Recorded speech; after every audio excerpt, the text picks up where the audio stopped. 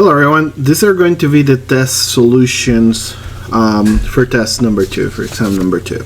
So the first question asks which equation fits best the following graph.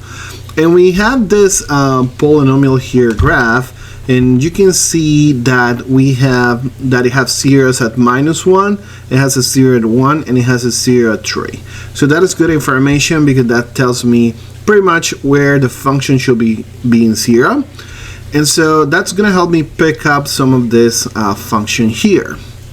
Now, another thing that is important to mention here is that we have the end behavior. We have that this is going to infinity when x is going to minus infinity, and that is going to minus infinity when x goes to infinity.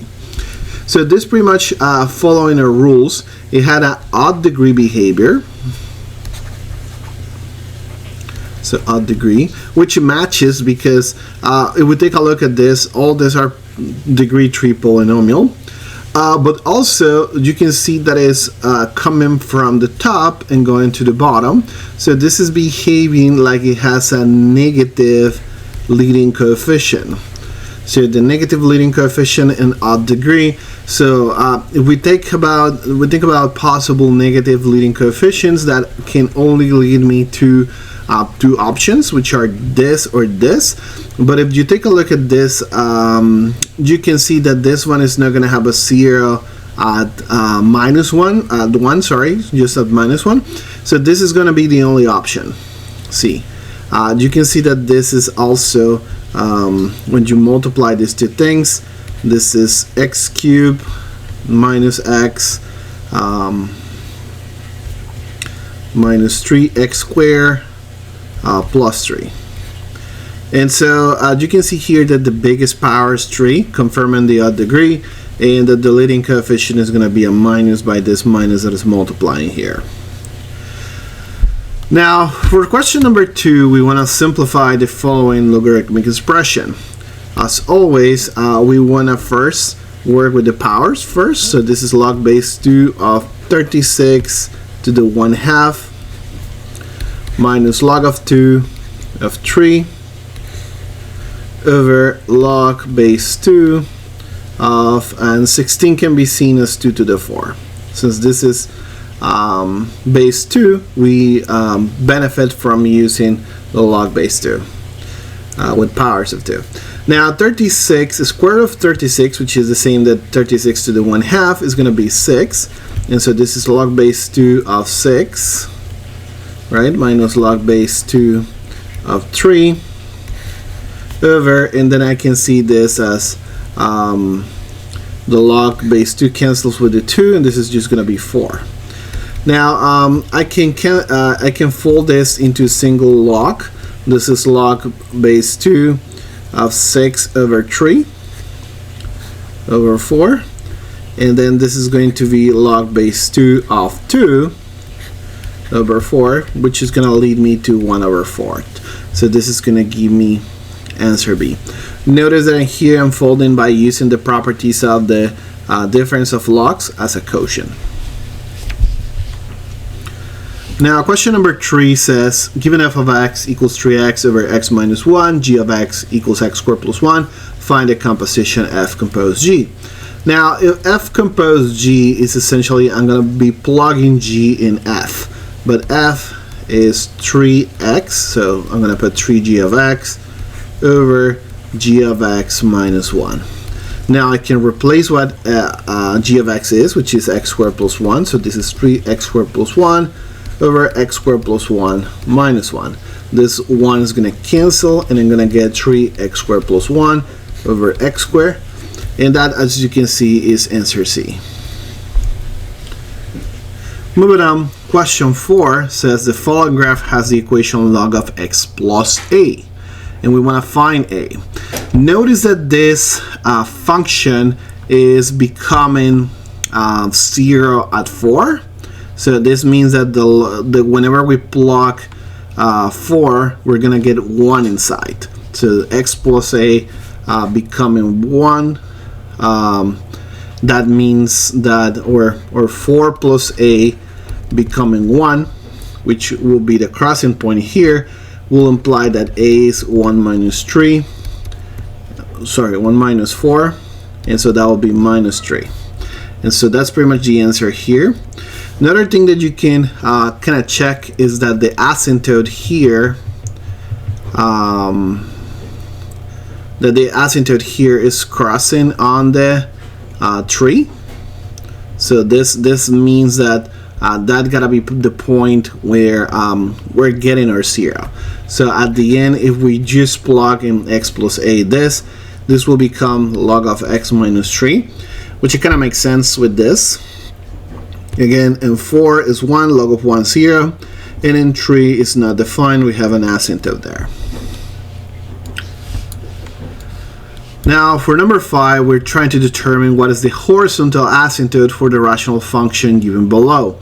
Notice that according to the rules for horizontal asymptotes, this has the same degrees, and so because it has the same degree, it gotta be the asymptote is going to be a ratio of the leading coefficients, which is 2 over 4, which is going to be 1/2. So that's going to lead me to a being 1/2 in here. Now, question number 6 goes for what is the domain for the function defined below? And we got to remember that the logs are always defined when we have positive, strictly positive numbers. So we have that minus 2x plus 10 gotta be strictly positive, and that means that 10 gotta be bigger than 2x, or another way of seeing this is that x gotta be less than 5. But x less than 5, remember, is minus infinity to 5. And so that is pretty much answer E. It's not answer A because it cannot include the 5. Now, question number 7 says, which statement is not true about f of x equals 2 to the x plus 1, 2 power to the x plus 1 plus 3. So we gotta look for things that are not true. And so a brief scan of this tells me the graph of f of x passes through minus 1, 4. If you plug here minus 1, you're gonna get 2 to the 0, which is 1, and plus 3, that's 4, so this seems to be true. Domain of f of x is all real numbers, which is true because this is an exponential.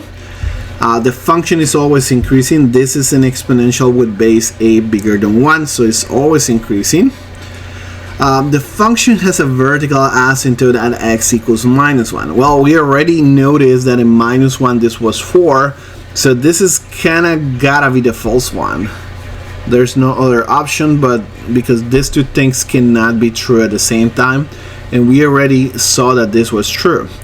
Also, we know that the exponentials don't have vertical asymptotes. They do have a horizontal asymptote at y equals 3, because when we're going to minus infinity, this is going to go to 3. Alright, now moving on, question number 8 says, given f of x equals 5x minus 7, find its inverse function. And so what we do here is what we often do when we're trying to find the inverse. We state y equals 5x minus 7. We flip around the variables, and so now we have x is equals 5y minus 7.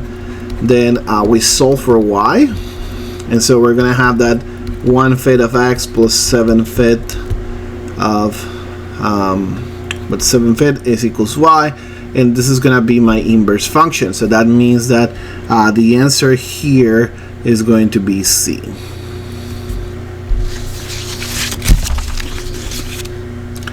Okay, question 9. For question 9, the last of the multiple selection questions, then we gotta check values that are here in this table.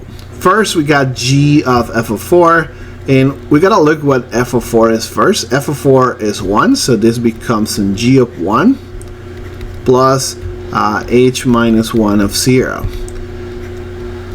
Now, g of 1 is gonna be simply 2. In 1, g is 2, so this becomes 2. And h minus 1 of 0, remember that with the inverse, we're going back from the range to the domain. So we're going to look for where h of x was 0 and come back to the domain. So this is going to give me a 3 here. So h minus 1 of 0 is 3, and the answers to this is 5.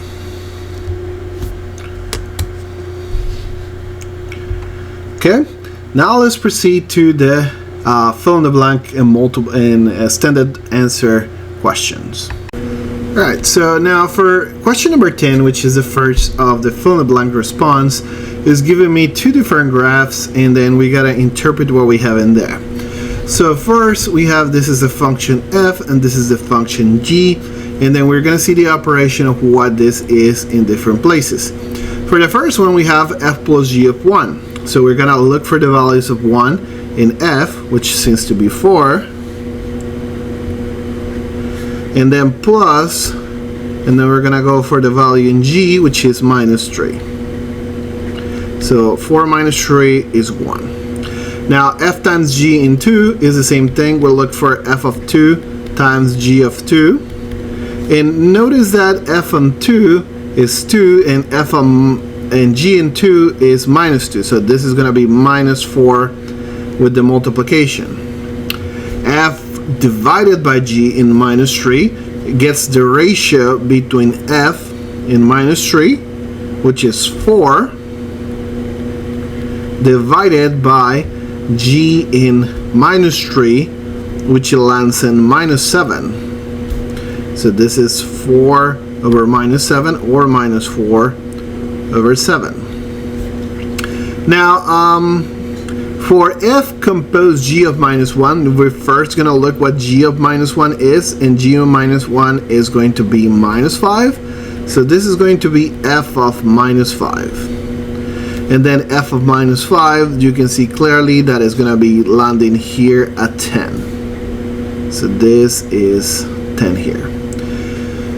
Now, for g compose f, notice that this is g plug in f of 3. And so you can see that I gotta get f of 3 first, but f of 3 is 0, and so this is g of 0. And g compose g of 4 is going to be g plug on g of 4. So first we get what g of 4 is, and g of 4 is minus 1. And so this is going to be g of minus 1. And so then g of minus 1 just is going to provide me with minus 5 here. And by the way, I forgot g of 0 here was minus 4. Now g of minus 2 directly is just giving me minus 2. And if we're going for the inverse, and notice that this is where I'm good to clarify, notice that I got that the function g is minus 2 here. So now I'm getting back to the original value. So this is just 2. And so I go back from g, from the value in the range to the value on the domain. Sorry about here, I had a small mistake. G of minus 2, not g of 2. So for this one, g of minus 2 is actually minus 6. Not minus 2, sorry. Okay. So these are all the answers for the fill in the blank, getting values with the function. Now the next question, question 11, gives me a parabola, and we want to fill in the blank with certain things. So if you remember the parabola, this is just coming from the quadratic, but this is a shift quadratic that is being shifted to the value 6, and x is equal 6. And it's shifted to 2 here, so it has a vertex in 6, 2. Oh, but wait a minute, this is opening up, so this is not how it's supposed to go. So it should be going down because it has a minus, right? It has a minus in front, so this is the vertex, and then it's doing something like this. So that means that that 0.26 is going to be the maximum, and the maximum value is actually 2, and it's attained at 6. Now, if you take a look, you see that this is a parabola, and so the domain is going to be minus infinity to infinity, and of course the range is going to be minus infinity to 2, and it includes and closes this 2 in there. And so that's for the question 11. Now on question 12, we have a fill in the blank with log values. Log base 3 of 3 is just 1. Natural log of e is also 1. And natural log of e to the 7, natural log cancels with the e, and I only get the 7, which is the exponent. Log base 5 of square root of 5 can be seen as log base 5 of 5 to the 1/2. And this is just going to be 1/2. And now e to the ln of 4, e cancels with the ln, and this is just 4. And log of 1, the natural log of 1, same as any other log, is going to be 0, not 1. Now, question 13. Question 13, we're considering a rational function, and we check for the following question. First, we have a horizontal asymptote. We're looking for horizontal asymptote, but you can see that the top has a higher degree than the bottom. So that means that it's not going to have any horizontal asymptote. This is going to go to infinity much more faster on the top than it goes on the bottom, and we have no asymptotes. Do you know that the candidates for vertical asymptotes are the possible zeros in the denominator? But that means x equals 2, x equals 1, but it turns out that x equals 1 can be canceled. So that means that the only vertical asymptote is going to be x equals 2, and actually x equals 1, it becomes a whole. And so because it's a whole, then in 1, the function does not exist. And that will be the coordinates for this point. Now last but not least, to finish this questions from the exam, we start from the graph of x squared, right, something like this, and this is y equals x squared, or f of x equals x squared. Then you gotta remember that you're shifting 3 units to the right, and so if you shift 3 units, that will be to the left, so that will be x plus 3 squared, and now you're shifting here. And so this is opening the quadratic here, but last then we're reflecting along the x-axis and writing the graph. So if it reflects, now my last graph is going to be something like this, and so my last overall equation is going to be minus x plus 3 squared. Notice that this field of view of being reflected with the x-axis of the shift 3 units to the left, and from being a quadratic. So those were the solutions of the test 2.